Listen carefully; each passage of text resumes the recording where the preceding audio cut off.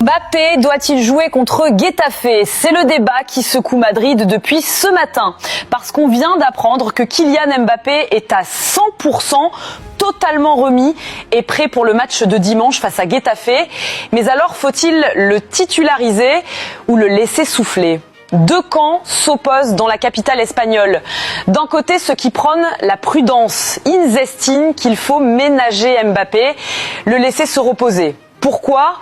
Parce que le Real entre dans une période ultra chargée. Mercredi, il y a la Juventus en Ligue des Champions et le week-end suivant, le Classico face au Barça. Alors forcément, beaucoup se disent qu'il vaut mieux ne pas prendre de risques inutiles. Et en plus, ce serait une belle occasion de donner du temps de jeu à Endrick et Gonzalo Garcia.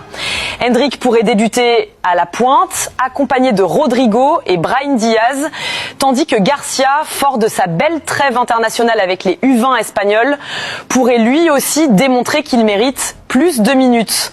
Mais d'un autre côté, il y a ceux qui pensent que Mbappé doit absolument jouer.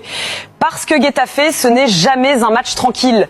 C'est une équipe physique, rugueuse, très dure sur l'homme, qui aime casser le rythme.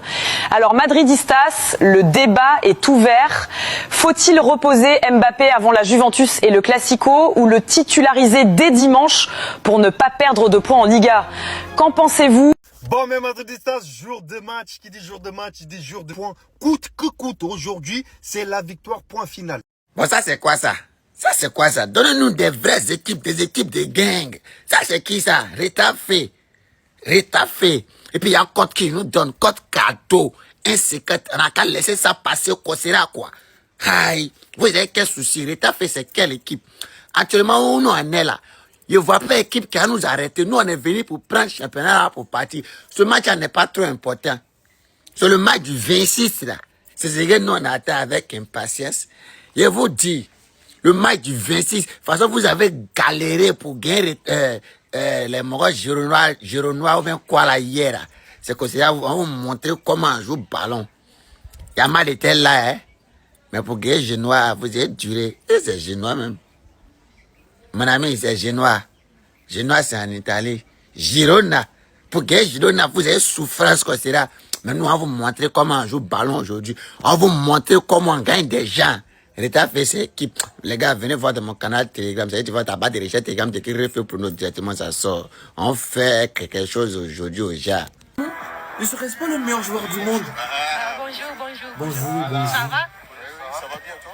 Ça va très bien, le Pix. Salut les enfants, papa est de retour. Je vous avais dit quoi par rapport à sa cheville? Il a bien explosé les cages de Courtois aujourd'hui à l'entraînement. Et je pense que normalement contre Getafe, le futur meilleur buteur du Real Madrid sera bel et bien présent. Parce que jouer une équipe comme Getafe sans Mbappé, je pense que les points perdus c'était déjà garanti. Malgré tout, mauvaise nouvelle, Højsel ne sera pas présent. Il est également incertain pour le match face à la Juventus mercredi. Je vous avais dit, il fait le malin en story Instagram alors qu'il est même pas rétabli. Malgré tout, je pense pas que contre Getafe, on a besoin de s'inquiéter défensivement. Le plus dur dans ce match sera de marquer en premier. Parce que si t'encaisses en premier contre cette équipe, le bus il sera posé et ils vont pas hésiter à blesser nos joueurs. Bref, Madrid serait désormais l'une des meilleures équipes d'Europe en termes d'efficacité et d'agressivité au pressing. Je comprends pas, le Bayern n'existe pas, Barcelone, Paris, tout ça. C'est quoi la stat en vrai? Peut-être c'est moi, je regarde mal les matchs. Hein. Le Real Madrid est même la meilleure équipe d'Europe pour les récupérations dans le dernier tiers qui se termine par un but. Mais vous êtes sûr que c'est le bon Madrid? Bref, on va même pas s'éterniser là-dessus. Le boss il est de retour en Getafe. Vous allez prendre le tarifé. Mais Barcelonais, comme vous le voyez à l'écran, notre rival, notre voisin de toujours, les amis jouent aujourd'hui face à Getafe à l'extérieur. Getafe, il faut les accueillir. Getafe, un petit match nul, ça nous va déjà. Nous les Barcelonais. Araujo a marqué hier, donc Getafe fait quelque chose aujourd'hui pour nous. Les amis, c'est un match, les amis, que le Real peut gagner facilement. Mais tout va dépendre de la manière dont Getafe va jouer. Maintenant, hier, j'ai dit quelque chose, les amis. J'ai dit que si le Barça arrive à faire match nul au Classico, le Barça va gagner la Liga. Et je vois plusieurs Madrilènes.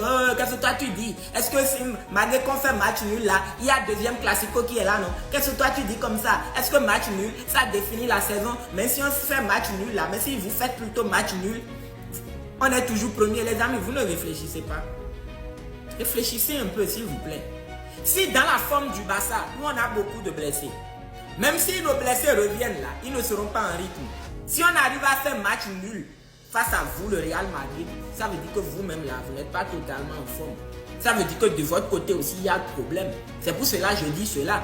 Parce que si ce Real Madrid-là, qui a tout, la confiance est de votre côté, le rythme est de votre côté. Vos joueurs, même s'ils ne font pas un jeu flamboyant, les amis, vos joueurs sont en forme. Si malgré cela, avec la confiance, le fait que vos joueurs sont en forme, vous n'arrivez pas à nous gagner et vous faites match nul. Alors que nous, on a tous ces problèmes-là. Ça veut dire que là, maintenant, quand le Barça, tous nos joueurs vont revenir, on va prendre la Liga. C'est aussi simple que ça. Parfois, quand on parle là, vous ne voulez pas, c'est-à-dire écouter le message que la personne transmet. Et vous êtes là à dire non, moi je regarde tous les matchs, moi je fais ci, je fais ça. Et au final, là, qui a raison? Qui a raison? En tout cas, donnez-moi vos avis en commentaire. À tout à l'heure.